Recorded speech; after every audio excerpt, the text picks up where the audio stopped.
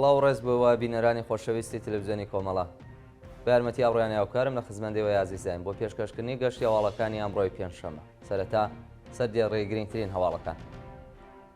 کۆبوونەوەی چالاکانی مەدەنی سنا بە بۆنەی 8 مارس. چالاکی ژنانی شاخەوانی بانە بە بۆنەی 8 مارس. پەیامی پیرۆزبایی کۆمەڵێک لە ڕێکخراوە و چالاکانی سیاسی و مەدەنی بە بۆنەی 8 مارس. ناڕەزایەتی ماسیگرانی بەندەری تیز لە چابەهار. ئاشکرابوونی دەستدرێژی سێکسی بۆ سەرکەمەندامانی ناوەندی مێهرافەرین لە کەرەج و کۆبوونەوەی منداڵانی فەلەستین لە شاری ڕەفاح.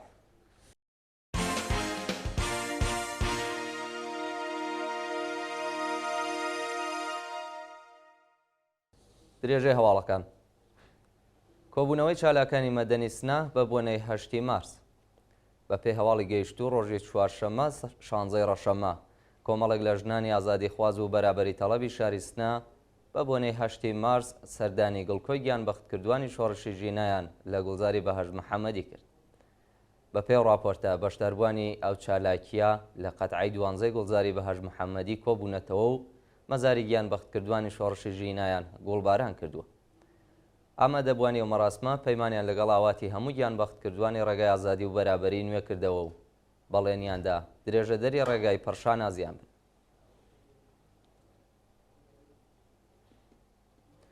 چالاکی ژنانی شاخەوانی بانە بە بۆنەی 8 مارس. بە پێی هەواڵی گەیشتوو ڕۆژی چوارشەممە 16 ڕەشەممە گروپێکی 100 کەسی لە ژنانی شاخەوانی بانە بە بۆنەی 8 مارس ڕۆژی جیهانی ژن چالاکیان ئەنجامدا. بەشداربوانی و مەراسمە بە خوێندنەوەی شیعر و پەخشان. 8 مارس ڕۆژی جیهانی ژنیان لە هەموو ژنانی کوردستان، ئێران و جیهان پیرۆزبایی کرد و پاش بڵاوکردنی گوڵ و شیرینی لە جەوێکی پڕ لە شای و خۆشیدا مەراسمەکان کۆتایی پێێنا.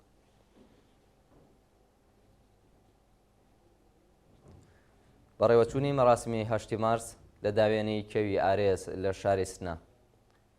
بە پێی هەواڵی گەیشتوو کۆمەڵێک لە ژنانی شاری سنا مەراسمێکیان بە بۆنەی 8 مارس ڕۆژی جیهانی ژن لە داوێنی چیای ئارێز بەڕێوەبرد. بەشداربوانی ئەو مەراسمە سەبارەت بە مێژووی 8 مارس گرنگی ئەو ڕۆژە دۆخی ئێستا ژنان لە جیهان، ئێران و کوردستان، بارودۆخی سیاسی، ئابووری و کۆمەڵاتی جیهان، ئێران و کوردستان و شۆڕشی ژینا قسە و باسییان کرد.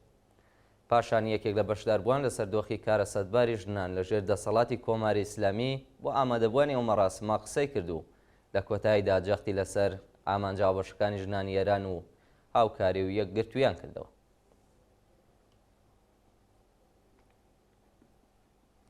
بەرزراگرتنی ڕۆژی 8 مارس لە کامیاران.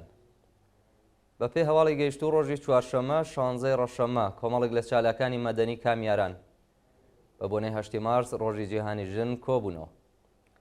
بەشداربوانی ئەو چالاکیە بە بەدەستەوەگرتنی پلاکارد ڕۆژی 8 مارس ڕۆژی جیهانی ژنیان لە هەموو ژنانی کوردستان، ئێران و جیهان دایکانی دادخواز و بەندکراوانی سیاسی پیرۆزبایی کرد. بەشداربوانی ئەو چالاکیە جەختیان لەسەر بەرابەری ژن و پیا و وەلانانی هەر چەشنە جیاوازیەکی ڕەگەزی و ڕایانگەیاند کە تەنیا ڕێگەی گەیشتن بە ئامانجەکانیان یەکگرتووی و یەک ڕێزی ژنانی ئێران.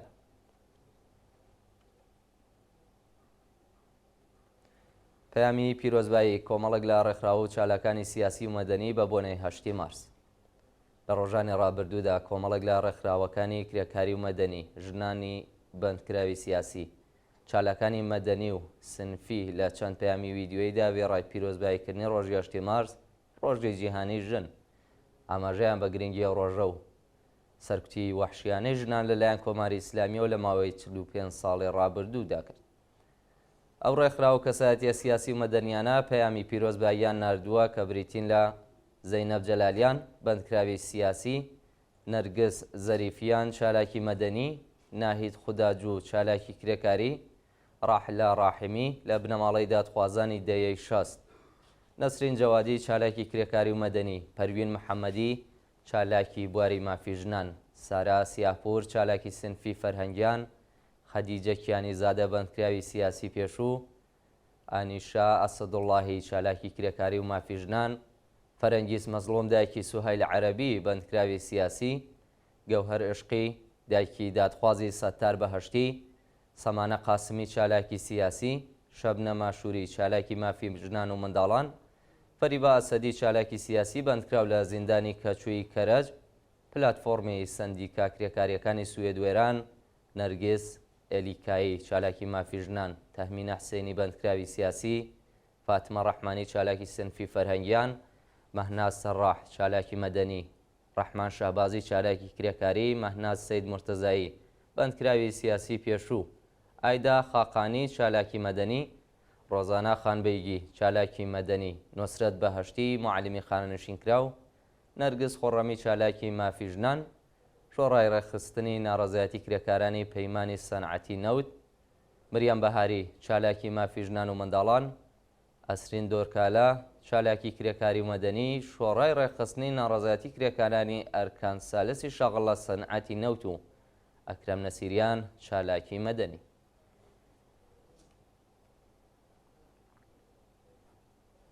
برینداربوونی سێ کۆڵبەر لە سنووری نەوسود.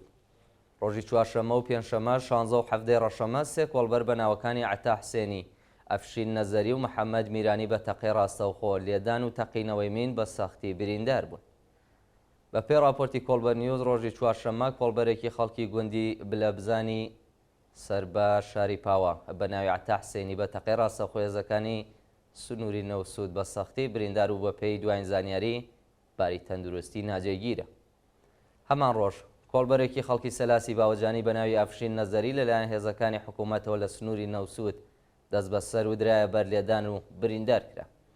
بەیانی پێشەمە لە هەمان سنوور کۆڵبەرێکی خەڵکی گوندی بانەوەرەی سەر بە شاری پاوە بەهۆی تەقینەوەی مین بە سەختی بریندار و ڕەوانەی نەخۆشخانەکرا.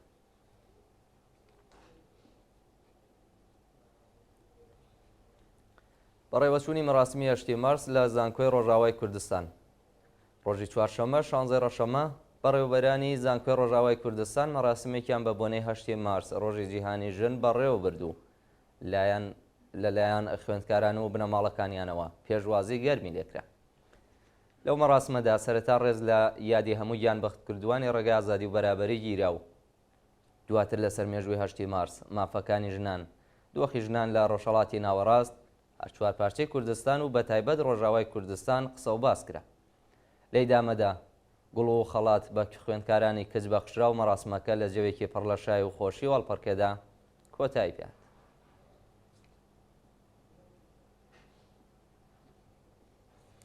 مانگرتنی کرێکارانی شاغڵ کارخانەی فولادی زەڕەند. ڕۆژی چوارشەمە 16 ڕەشەمە کرێکارانی شاغڵ کارخانەی فولاد و کۆکی زەڕەند لە پارێزگای کرمان لە ناڕەزایەتی بە دۆخی خراپی پیشەی و معیشەتی دەستیان لە کار کێشایەوە و مانیان گرت. بە پێی راپۆرتەکان کرێکارانی شاغڵ لە کارخانەی بەرهەمێنانی فولاد و کۆکی زەرەند ماوەی چەند مانگاغ دەستیان وەرنەگرتووە و لە دۆخێکی خراپی معیشەتیدا ژیان بەسەرە بن. هەروەها بەهۆی نەدانی حەقی بیمەکانیان بە ڕێکخراوی تامینی ئیجتیماعی لە دەستڕاگەیشتن بە دەرمان بێبەش کراون و دەڵێن کە نزیک لە ساڵی تازە بووینەوە، بەڵام خاوەنکار هێشتا جێژنانە و پاداشی نەداوە و دیار نییە حەقدەستەکانمان لە کاتی خۆیدا پەرداخت بکرێت.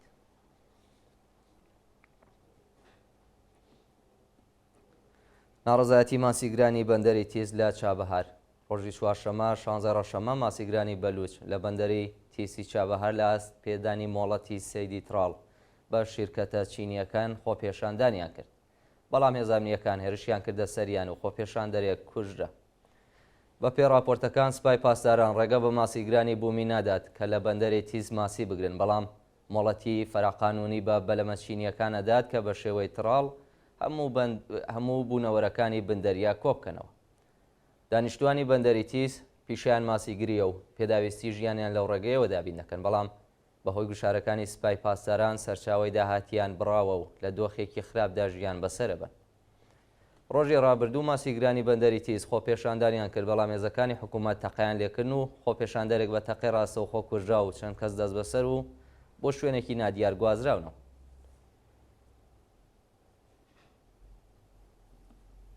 ئاشکرابوونی دەستدرێژی سێکسی بۆ سەر کەمەندامانی ناوەندی مێهرافەرین لە کەرەج. کەمپەینی کەمەندامانی ئێران ڕۆژی چوارشەمە 16 ڕەشەمە لە پەیامێکی ویدیۆیدا لە تۆڕی کۆمەڵایەتی ئێکس ڕایگەیاند کارەساتێکی مرۆیی لە ناوەندی پشتگیری لە کەمەندامانی مێهرافەرینی کەرەج ڕۆی داوە. بێهرۆز مۆروەتی بەڕێوەبەری کەمپەینی کەمەنداوانیێران لە ویددیوێدا ئاماژە بە چەندین بابەت دەستدرێژی سێکسی، ئازاری جنسی، لێدان و ئەشکەنجە، وەرگرتنی پارەی نایاسایی لە ناوەندی پشتگیری لە نەخۆشە دەرونیەکانی مێهرافەرینی کەرەج کردووە و خوازیاری وەڵامدانەوەی ڕێکخراوی بێهزیستی بوو.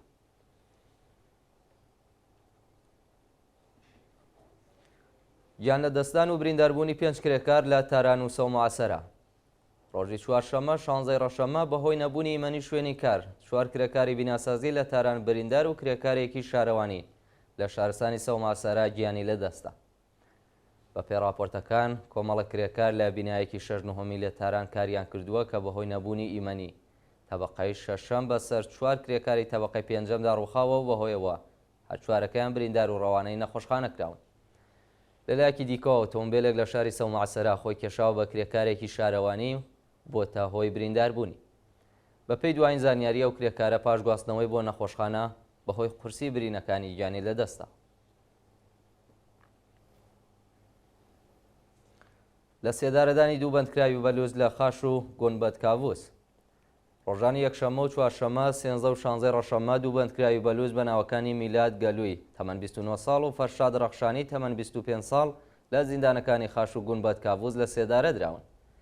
بە پێی راپۆرتەکان میلاد گەلووی خەڵکی شارستانی زابۆڵ بووە و پێشتر بە تۆمەتی کوشتنی بانقاز بە ئەدام مەحکوم و بەیانی یەکشەممە حکومەکەی لە زیندانی خاش جێبەجێ کراوە.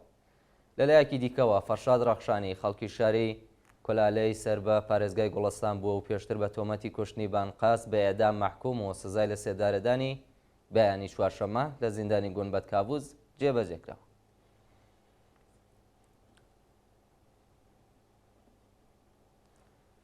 و دوایین هەواڵمان سەبارەتە بە کۆبوونەوەی منداڵانی فەلەستین لە شاری ڕەفاح. ڕۆژی چوارشەمە 16 ڕەشەمە منداڵانی ئاوارەی فەلەستینی لە شاری ڕەفاح دژ بە برسیەتی و هێرشەکانی ئیسرائیل خۆپێشاندانیان کردو و خوازیاری گەڕانەوە بۆ ماڵەکانیان بوون. بە پێی راپۆرتەکان منداڵانی فەلەستینی بە بەدەستەوەگرتنی پلاکارد، وتنەوەی درۆژ، لێدان بەسەر زەرفی خۆراک، وەڵگرتنی تەرمی نەمادینی منداڵی کوژرا و خوازیاری ڕاگرتنی دەستبەجێی شەڕ و دابینکردنی خۆراک و پێداویستیە بێداشتیەکان بوون. منداڵانی ئاوارەی فەلەستینی داوایان لە کۆمەڵگای جیهانی کرد کۆتایی بەو شەڕە ماڵوێرانکەرە بێنن تاکو بگەڕێنەوە نێو ماڵەکانیان. بینەرانی خۆشەویست گەشتی هەواڵەکانتان پێشکەش کرا، کاتێکی خۆش بۆ ملایەتی.